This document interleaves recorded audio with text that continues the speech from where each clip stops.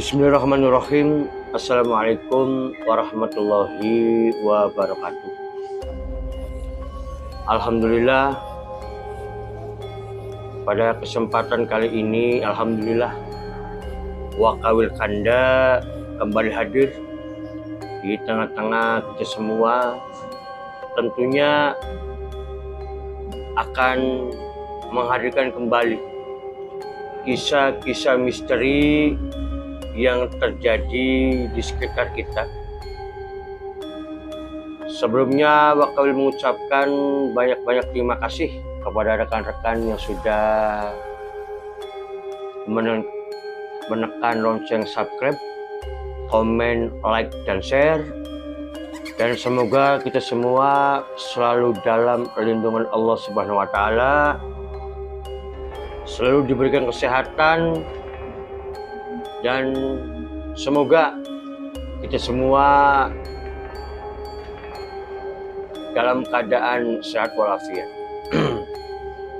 Sobat misteri Wakawil Kanda dimanapun Anda berada, pada kesempatan kali ini Wakawil akan kembali menghadirkan kisah misteri yang terbaru.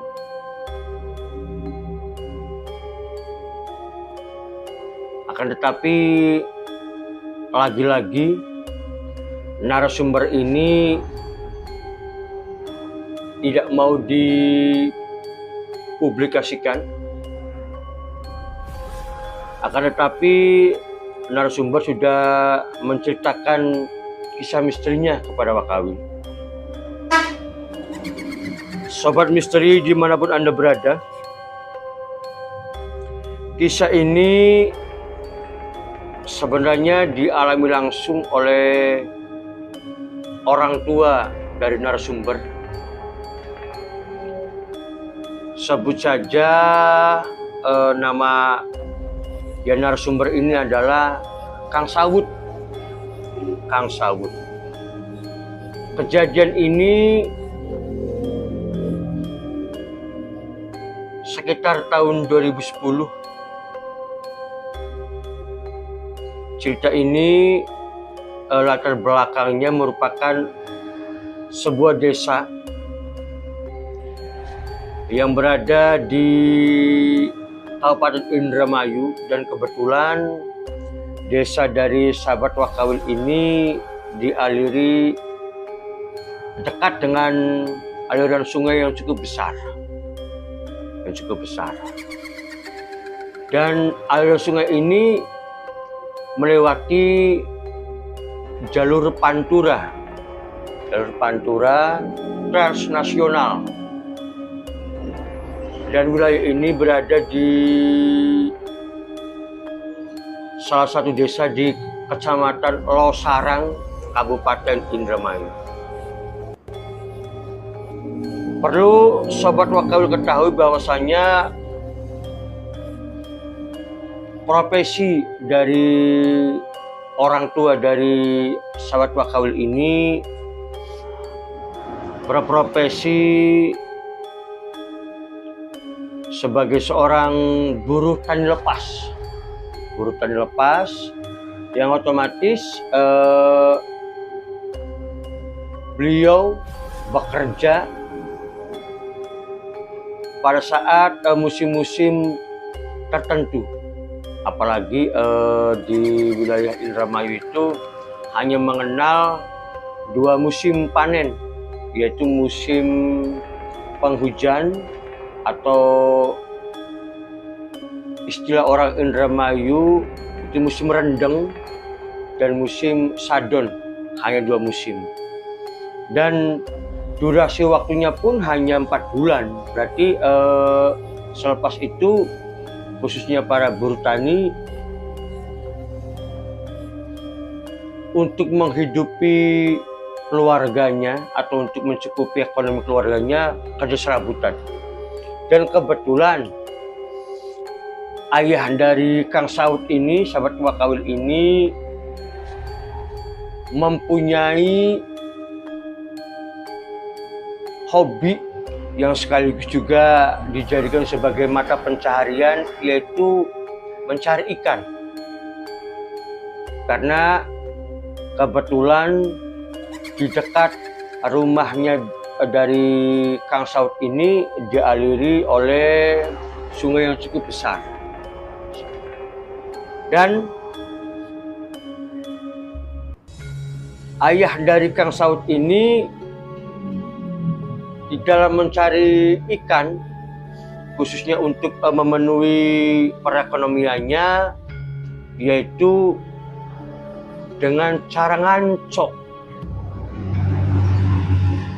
Perlu sobat misteri dimanapun Anda berada, bahwasannya salah satu alat tangkap yang namanya ancok ini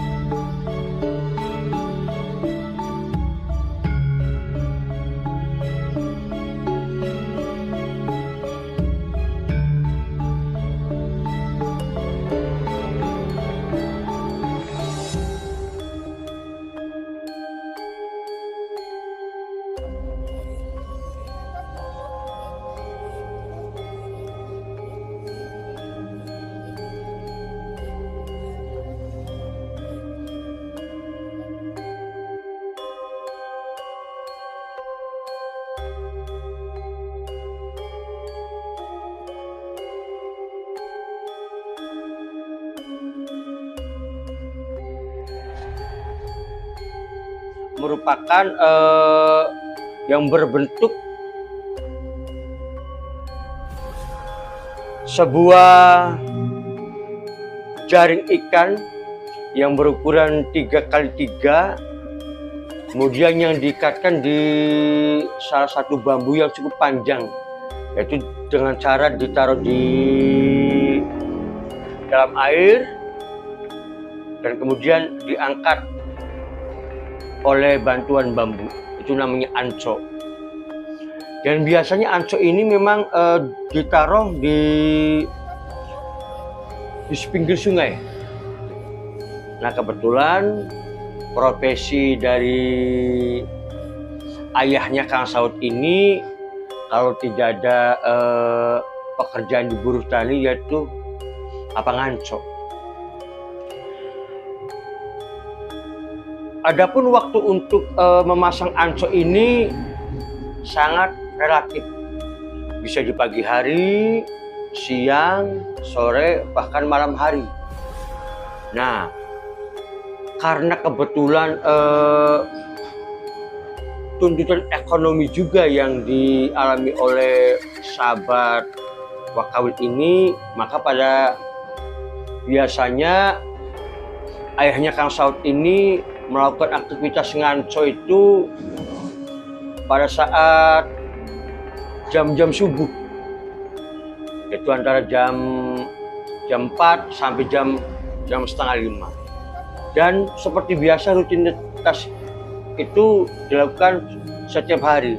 Dan kebetulan juga kurang lebih antara 300 meter dari rumahnya Kang Saud ini ada sebuah pengepul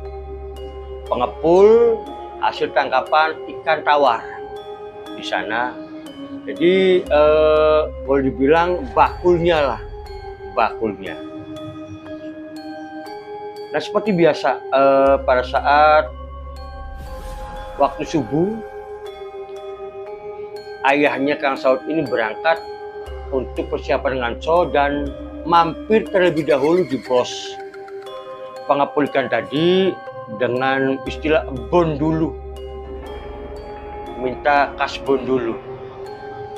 Kasbon ini oleh ayahnya Kang Saud ini diberikan beberapa batang rokok, terus juga 1 gelas kopi yang diikat plastik dan 1 buah roti, hanya untuk mengganjal perut di pagi hari sebelum beraktivitas.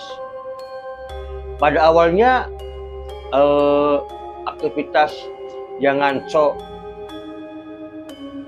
ayahnya Kang Saud ini berjalan normal, akan tetapi tidak seperti biasanya. Ayahnya Kang Saud ini mulai dari subuh sampai sekitar jam 7, jangankan ikan yang besar, ikan yang kecil pun belum dapat. Akhirnya ya jam 8 pun pulang dengan tangan kosong, dan tentunya pada hari itu pun ya keluarga dari bapaknya Kang Saud ini sangat berharap banyak akan hasil tangkapan ayahnya Kang Saud, karena untuk ia membeli kebutuhan sehari-hari. Akan tetapi pada pagi itu ayahnya Kang Saud ini pulang dengan tangan kosong. Walaupun dengan hati yang kecewa, istrinya atau ibunya dari Kang Saud ini ia menyambut suami seperti biasa.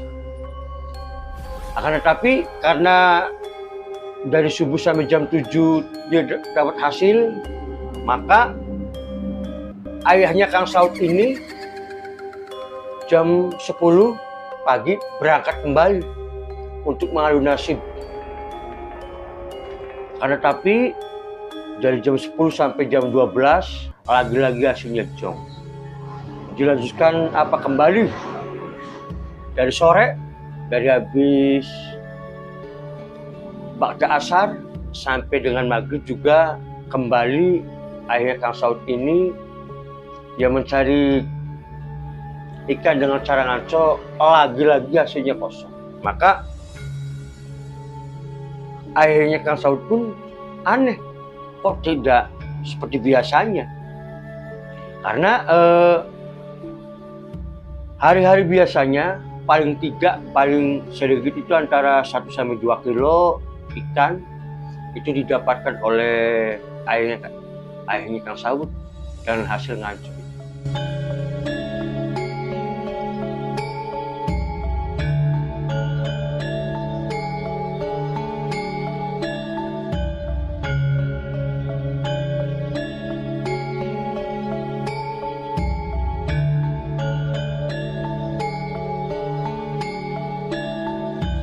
Tapi pada hari itu dari mulai subuh, siang sampai sore belum mendapatkan hasil. Maka di malam harinya jam ba'da maghrib lah, antara jam setengah 7, dengan hati yang harap-harap cemas, berharap mendapatkan hasil dan cemas kalau kembali lagi-lagi jong, akan tetapi dengan tekad yang bulat, ayahnya Kang Saud ini berangkat di malam hari.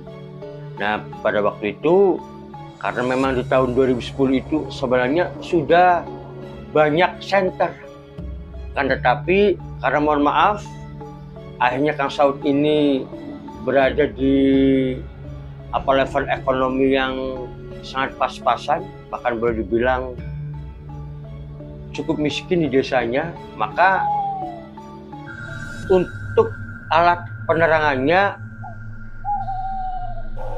bapaknya Kang Saud ini membawa obor untuk sebagai alat penerang pada waktu itu. Nah, pada maghrib berangkat, walaupun pada waktu itu ibunya Kang Saud bilang, "Pak, sudahlah, jangan berangkat lagi. Ini sudah malam, takut ada apa-apa." Karena mungkin ibunya Kang Saud ini sudah memiliki firasat yang kurang enak. Karena kembali lagi kebutuhan ekonomi dengan sangat terpaksa, ayahnya Kang Saud pun berangkat. Pada waktu itu, kata Kang Saud, malam itu tepat setelah turun hujan. Jadi memang suasana di kampungnya Kang Saud ini sangat sepi karena memang ya setelah turun hujan. Seperti biasa, lagi-lagi ayahnya Kang Saud ini meminta kasbon kembali ke pengepul ikan tawar tadi. Sama diberikan beberapa rokok, kemudian kopi dan juga roti. Ya seperti biasa, ayahnya Kang Yanto dia melakukan aktivitas seperti biasa ngancol. Nah, akan tetapi pada malam itu entah iya ataupun tidak, di sana bapaknya Kang Saud ini yang melihat ada beberapa sosok bayangan yang di atas air. Tetapi kalau kata orang Indramayu, bapaknya Kang Saud ini bilang, "Punten buyut, aja ganggu anak putu. Anak putu lagi makaya, kanggo keluarga." Itulah kalimat yang diucapkan oleh bapaknya Kang Saud.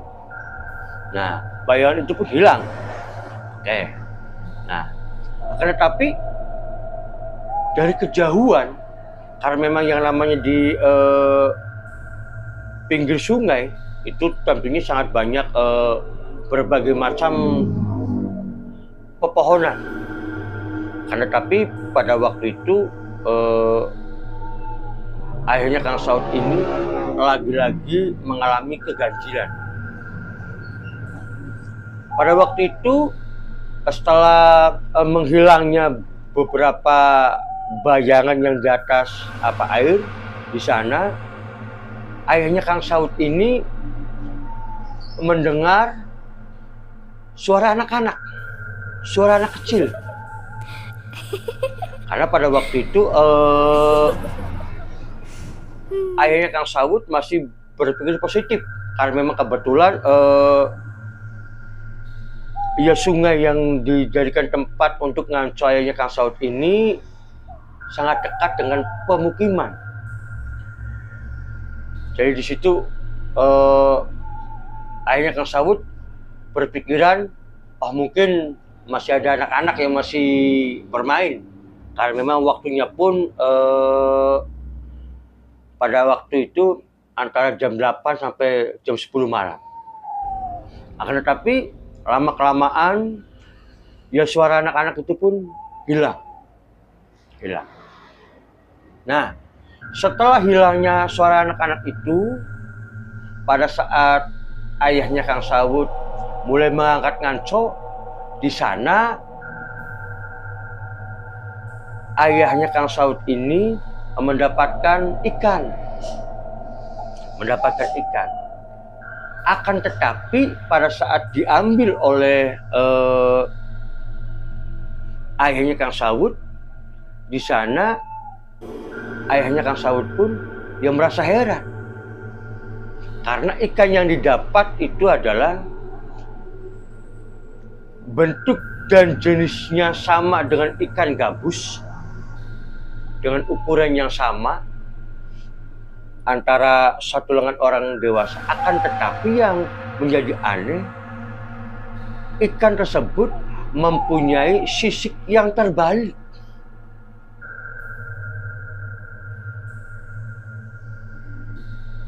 Nah, karena yang didapatkan boleh dibilang ikan yang aneh, maka lagi-lagi ikan itu pun dilemparkan kembali ke dalam air.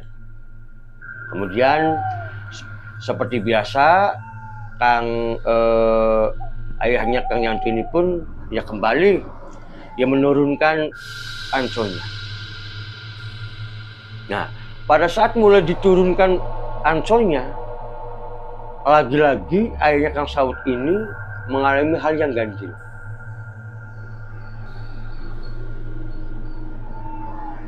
Kalau yang tadi adalah suara kayak suara anak-anak kecil, nah untuk kejadian ini persis di depan kurang lebih di seberang sungai itu, di sana sangat jelas sekali suara ketawa. Boleh dibilang suara kuntilanak di sana. Di sana pun suasana kembali mencekam. Dan ayahnya Kang Saud pun antara dua pilihan. Pulang karena takut, bertahan karena perut. Maka di sana akhirnya ayahnya Kang Saud mengambil keputusan yang kedua, bertahan karena alasan perut. Suara yang pada awalnya hanya ketawa, kemudian berganti menjadi menangis, ketawa lagi dan hilang. Tetapi karena keyakinan tekad yang kuat, pokoknya malam ini saya harus mendapatkan ikan. Itu menurut ayahnya Kang Saud. Nah, akhirnya dilanjutkan. Karena biasanya durasi waktu untuk ngancok pada saat setelah ancok ini diturunkan kemudian diangkat itu durasinya itu antara 5-10 menit. Dan pada saat diangkat pun ayahnya Kang Saud ini dia merasa bangga karena pada saat diangkat ancoknya ini terasa berat. Jangan percaya diri, alhamdulillah kali ini dapat ikan. Akan tetapi pada saat diangkat lagi-lagi ikan tadi, ikan yang pertama kali diangkat, maka lagi-lagi dibuang. Seperti itu. Nah, pada saat dibuang terdengar lirih suara kakek-kakek di belakang. Dia menanyakan, sudah dapat berapa? Nah, kemudian di sana akhirnya bapaknya Kang Yanto pun berkomunikasi dengan kakek-kakek tersebut. Yang menceritakan bahwasanya dari subuh sampai sekarang belum mendapatkan satu ekor ikan. Maka di situ kakek-kakek tadi bilang, oh ya sudah, berarti kamu tidak ada rezekinya untuk hari ini, sudah kamu lebih baik pulang saja. Karena tapi dengan tekad yang bulat, ayah Kang Yanto akan pulang setelah mendapatkan ikan. Nah, setelah ngobrol, entah perginya kemana, kakek-kakek tadi sudah lenyap. Bahkan di sana ayahnya Kang Yanto pun bingung mencari kesana kemari. Karena apalagi pada saat itu suasananya setelah turun hujan. Secara logika, kalau orang berjalan kaki apalagi di tanggul sungai, ini pasti tidak akan bisa cepat karena tanahnya kan masih licin. Tapi di situ ayahnya Kang Yanto kembali mengalami keganjilan, kok entah perginya kemana. Kejadian itu berulang-ulang sampai 3 kali. Ayahnya Yanto ini ya mendapatkan hewan yang sama. Nah, dan untuk kejadian ganjil yang terakhir, kata Yanto, ayahnya ini didekati oleh seekor kucing.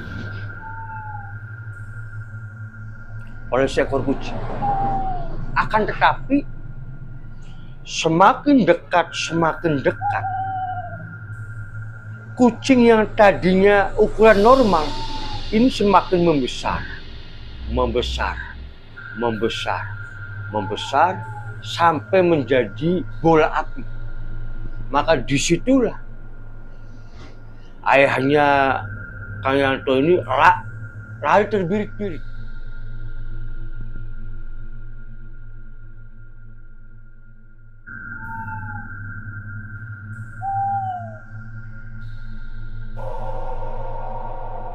Bahkan meninggalkan ansonya, meninggalkan tempat untuk menaruh ikan dan sebagainya, lari terbirik-birik. Dan makhluk tersebut, kalau kata orang Indramayu dan Cirebon, biasa disebutnya dengan Banaspati. Jadi menurut pengakuan ayahnya Kang Sawut, sosok Banaspati ini berawal dari seekor kucing hitam. Seekor kucing hitam yang semakin membesar dan akhirnya menjadi bola api. Seperti itu. Dan berat hati dan sangat ketakutan, akhirnya ayahnya Kang Sawut ini pun sampai di rumah.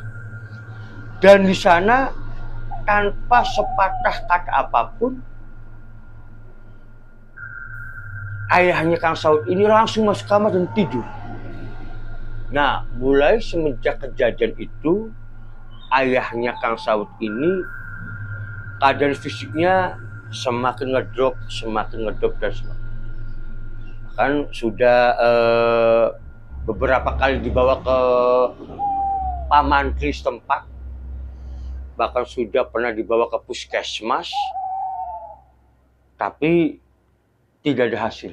Bahkan yang lebih parah, setiap malam ayahnya Kang Sawut ini selalu bermimpi dan mengigau. Yang mengigau yang macam-macam. Dan yang lebih sering mengigau ketakutan. Takut. Padahal posisi ayahnya Kang Sawut ini berada di dalam kamar. Karena rasa prihatin, akhirnya sahabat Wakawil ini, Kang Sawut ini memberanikan coba untuk menanyakan ataupun mencari orang pintar lah. Sebab untuk secara medis sudah diobati beberapa kali, tapi hasilnya masih nihil. Akhirnya di sana ya bahkan diundanglah beberapa paranormal, beberapa ustadz, dan doa-doa dan ritual di sana, tapi hasilnya pun masih nihil. Nah, akhirnya Kang Sawut ini pada waktu itu berkunjung ke rumah Wakawil dan menceritakan kronologis yang dialami oleh ayahnya Kang Sawut ini. Berawal dari pergi Nganco, kemudian ayahnya Kang Sawut ini mengalami beberapa hal yang ganjil, dan menjumpai beberapa makhluk astral. Mulai dari situ pedep. Akhirnya setelah berunding saya dengan Kang Saud, pada intinya Kang Saud di sini meminta petunjuk lah bagaimana caranya supaya ayahnya Kang Saud ini kembali pulih.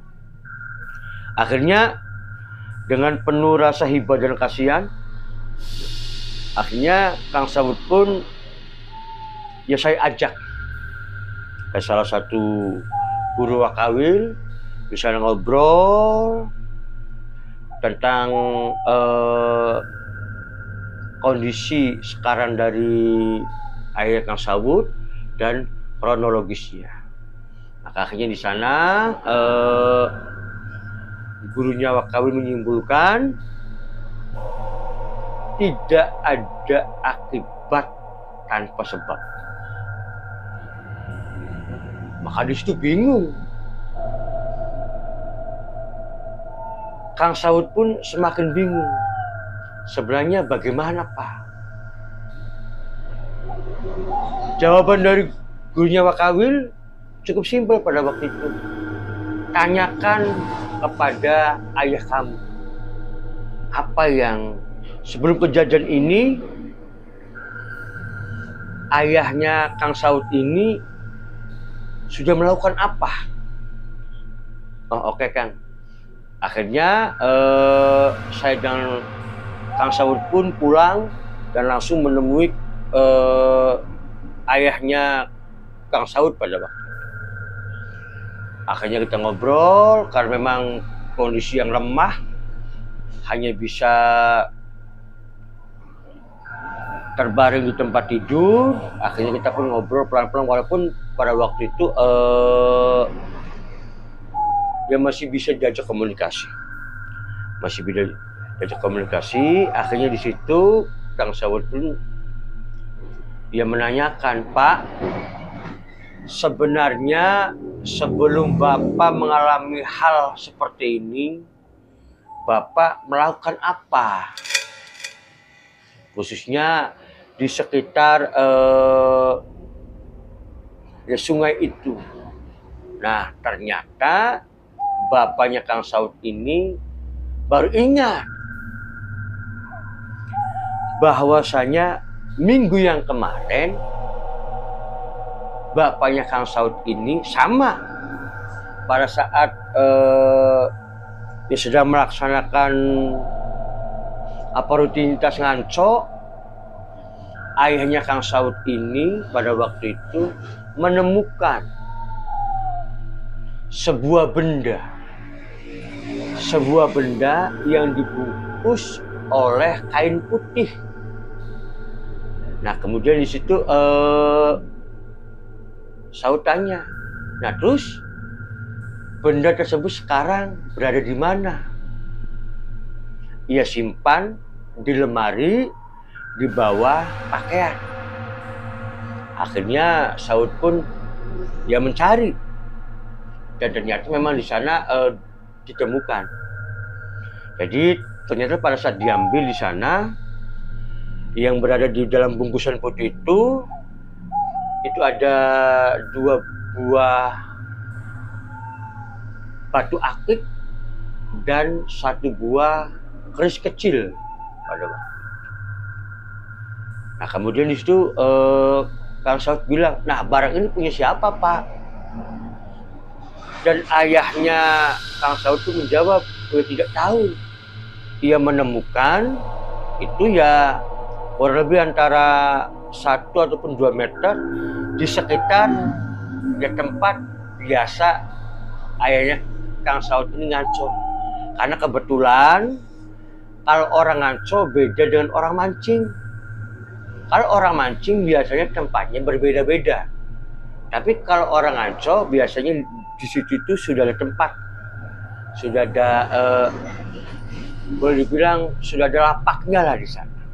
Nah, benda tersebut berada di sekitar lapak tempat ayahnya Kang Saud ini nganco.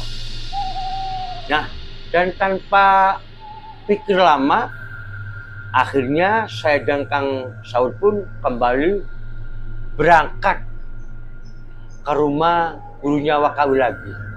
Dari sana barang tersebut diserahkan kepada gurunya Wakawi. Ini Pak, jadi memang seminggu yang lalu ayahnya Kang Saud ini menemukan bungkusan ini di lapak sekitar beliau ngaco. Nah, dan di sana gurunya Wakawi pun bilang, oh ya inilah sebab yang mengakibatkan ayahnya Kang Saud ini sampai kondisi seperti ini saksi. Akhirnya di situ pun Wakawi ikut ngobrol. Sebenarnya apa sih yang terjadi, Kang? Akhirnya di situ gurunya Wakawi bilang, jadi memang dulu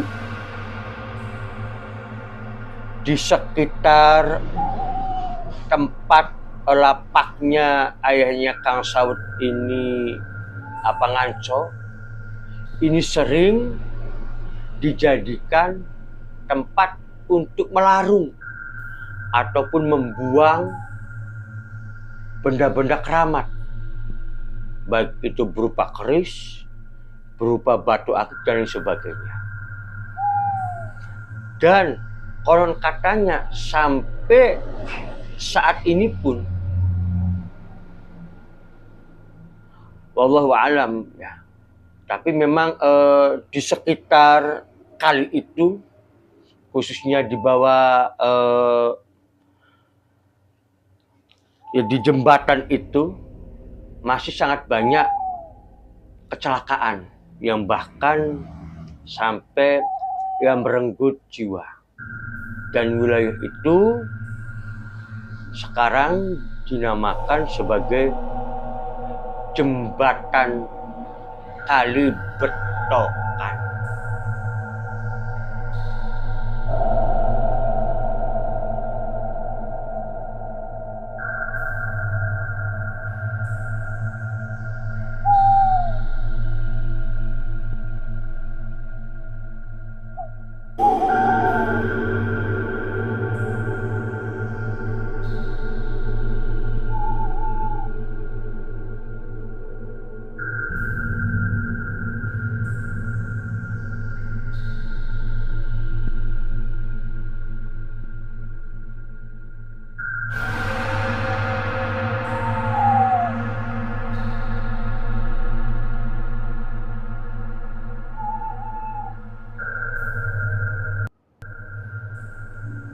Kali Betokan itu konon katanya dulu orang-orang dahulu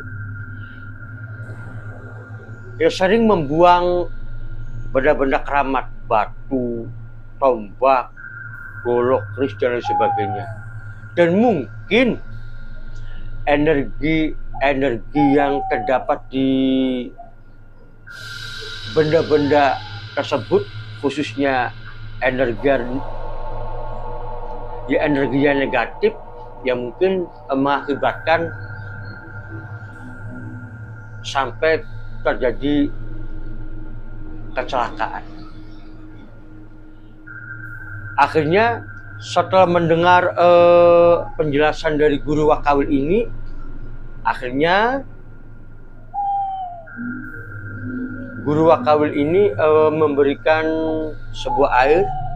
satu botol air yang untuk diminumkan kepada ayahnya Kang Saud, dan lagi-lagi bungkusan tadi untuk kembali ditaruh di tempat asalnya, yaitu yang berada di sekitar Kali Betokan.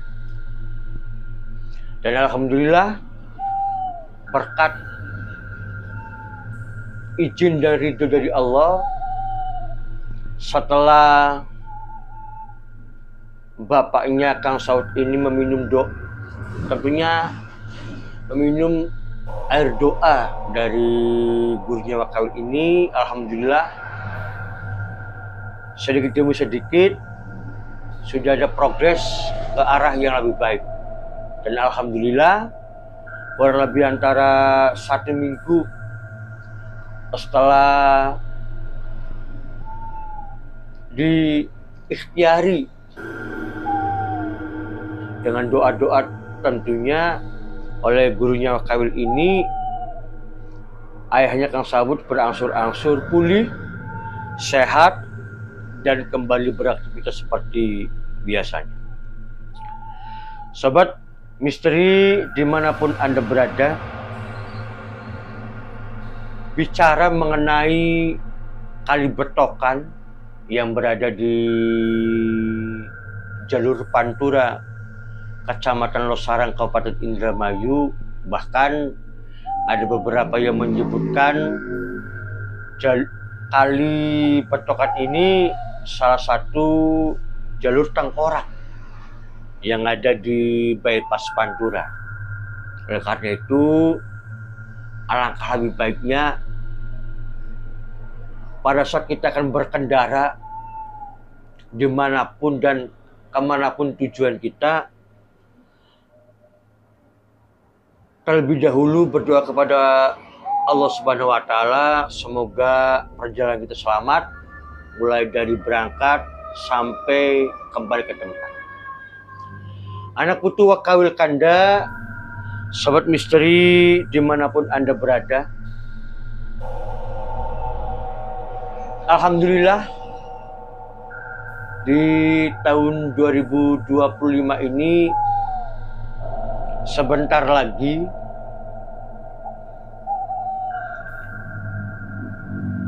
kita akan menemui pergantian tahun, baik itu pergantian tahun Jawa maupun pergantian tahun kalender Islam, atau yang biasa disebut dengan bulan Suro. Dan kebetulan di tahun 2025 ini kalau kita melihat di kalender,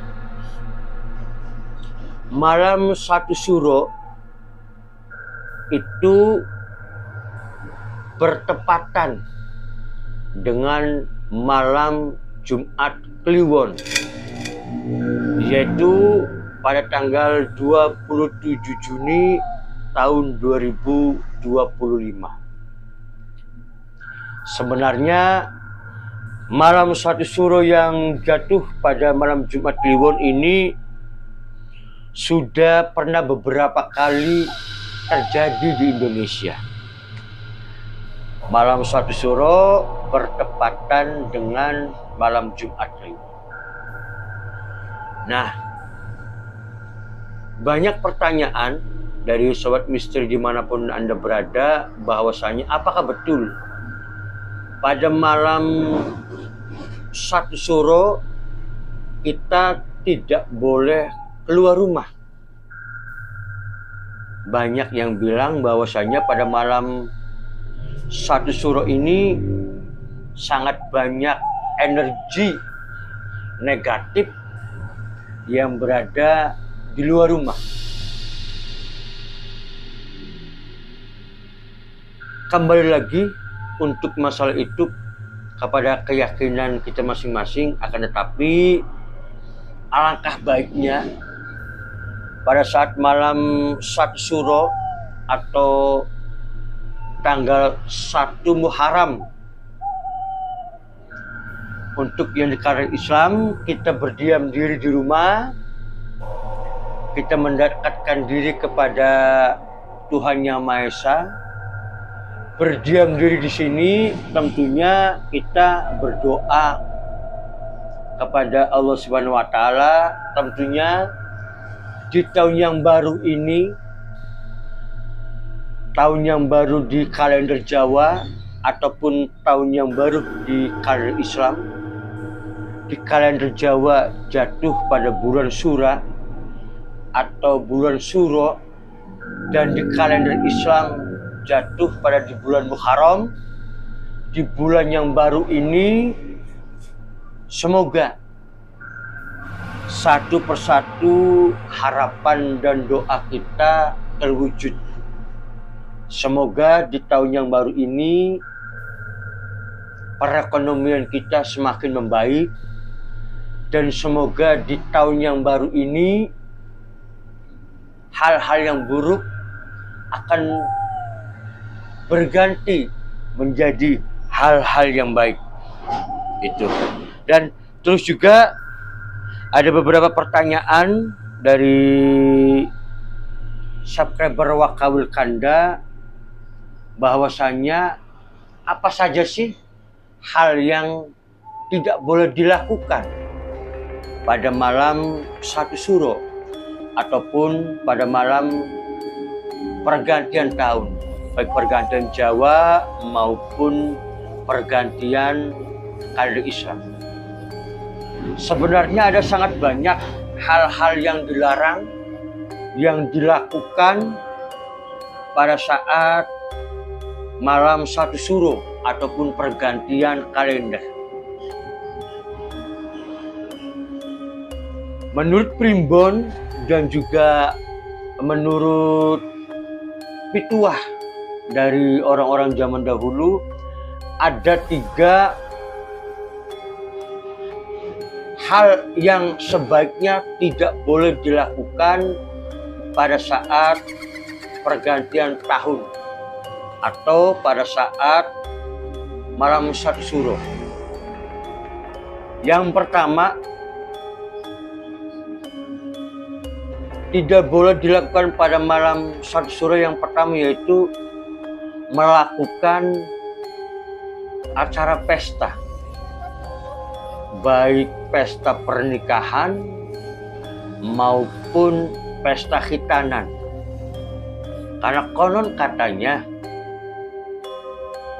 apabila kita memaksakan untuk melakukan kegiatan pesta khitan ataupun pernikahan, maka pernikahan pun tidak akan baik-baik saja, dan pada saat yang dikhitanan pun tidak akan baik-baik saja.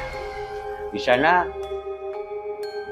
akan terjadi bala pakeu ataupun musibah dan kesialan. Itu yang pertama. Kemudian yang kedua, yang tidak boleh dilakukan pada saat pergantian tahun ataupun pada saat malam 1 Suro, yang kedua, tidak boleh pindah rumah dari rumah lama ke rumah baru. Sebab mitos di sekitar kita ataupun mitos orang Jawa, apabila kita memaksakan diri untuk melakukan acara pindahan dari rumah lama ke rumah baru, maka lagi-lagi kesialan pun akan datang menghampiri, khususnya yang punya hajat. Yang punya hajat di sini yaitu yang melakukan acara proses pindah rumah. Nah, kemudian hal yang tidak boleh yang dilakukan pada saat pergantian tahun ataupun malam 1 Suro, yaitu melakukan perjalanan jauh. Maksudnya perjalanan jauh di sini adalah perjalanan di luar kota. Karena konon katanya, kata orang-orang tua zaman dahulu, pada saat malam pergantian tahun di sini pertukaran energi dari energi positif ke energi negatif, dan khususnya bagi orang-orang yang memiliki weton-weton tertentu, menurut Primbon yang Wakawil baca, ini tentunya akan menghadapi sebuah musibah yang besar di dalam hidupnya. Jadi pesan Wakawil untuk besok pada saat kita akan berada di perpindahan tahun dari tahun yang lama ke tahun yang baru, baik tahun perhitungan Jawa yaitu di bulan Syuro ataupun tahun yang baru di kalender Islam. Lebih baik kita berdiam diri di rumah, tentunya dengan cara mendekatkan diri kepada Allah Subhanahu wa Ta'ala. Nah, pertanyaan selanjutnya, apa sih yang sebaiknya dilakukan pada saat menjelang pergantian tahun? Sahabat Bat Misteri dimanapun Anda berada, sahabat Wakawil Kanda yang Wakawil hormati, banyak pitutur dari orang tua kita. Apa saja sih yang harus dilakukan pada saat kita akan berada di bulan Syuro ataupun di bulan Muharram? Apa yang pertama, kebetulan pada tanggal 27 Juni tahun 2025, tepatnya pada hari Kamis, malam Jumat Kliwon, sebaiknya yang pertama kita melakukan puasa di hari Kamis. Kita melakukan puasa sunnah seperti biasa. Nah, kemudian yang kedua, setelah ba'da maghrib kita berbuka puasa, kita melakukan pembacaan suratul Yasin 3 kali, dan tentunya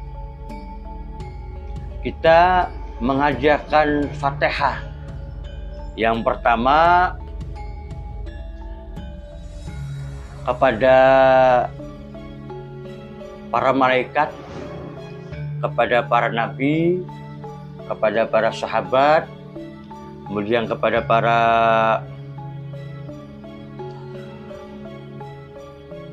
orang-orang yang telah mendahului kita, dan yang terkadang kita sering lupa, kita ini terkadang lupa untuk menghadiahkan Fatihah kepada diri sendiri. Karena kalau pitutur primbon Jawa, hadiah Fatihah itu diberikan kepada sahabat papat, kelima pancar, 6 sukma, kepitu raga, mbok batin, dan bapak batin.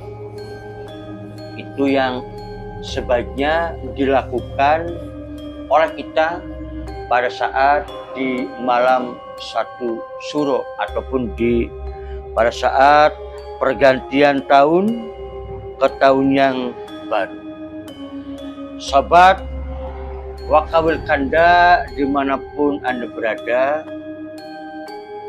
hikmah dari sebuah kisah yang dialami oleh ayahnya Kang Saud ini, yang pertama tentunya kita jangan lupa berdoa kepada Allah Subhanahu wa Ta'ala, semoga kita selalu dalam perlindungan Allah, baik sebelum beraktivitas maupun pada saat beraktivitas. Itu yang pertama. Kemudian yang kedua, apabila kita berada di lokasi ataupun berada di wilayah yang dianggap angker, maka tentunya kita harus kulon nuhun terlebih dahulu, harus berpamitan terlebih dahulu kepada yang punya wilayah, apalagi mohon maaf kepada makhluk-makhluk selain kita. dari kisah ayahnya Kang Yanto yang berada di salah satu sungai yang cukup dikenal di wilayahnya, yaitu Kali Petokan, yang konon katanya kali ini ataupun sungai ini biasa dijadikan tempat pelarungan ataupun tempat dibuangnya benda-benda keramat yang tentunya yang memiliki banyak energi yang kuat. Dan untuk sobat misteri dimanapun Anda berada, kalaupun Anda nanti akan melewati jalur Pantura di Kecamatan Losarang, pasti kita semua akan melewati jembatan ataupun Kali Betokan. Dan seperti yang tadi Wakawil bicarakan, kalaupun kita akan melintasi, paling tidak kulo nuwun ya kita menyalakan klakson, dan tentunya kita selalu berdoa untuk minta perlindungan kepada Allah Subhanahu wa Ta'ala. Dan mungkin itu saja yang bisa Wakawil sampaikan. Sekali lagi, bagi yang belum menekan lonceng subscribe, Wakawil mohon untuk tekan lonceng subscribe, like, komen, dan share, supaya Wakawil dan tim lebih semangat lagi untuk menghadirkan narasumber dan kisah-kisah yang terbaru lainnya. Dan apabila rekan-rekan subscriber Wakawil dimanapun Anda berada, apabila Anda memiliki kisah-kisah misteri, legenda, cerita rakyat, mitos yang pernah Anda alami dan ingin menjadi narasumber,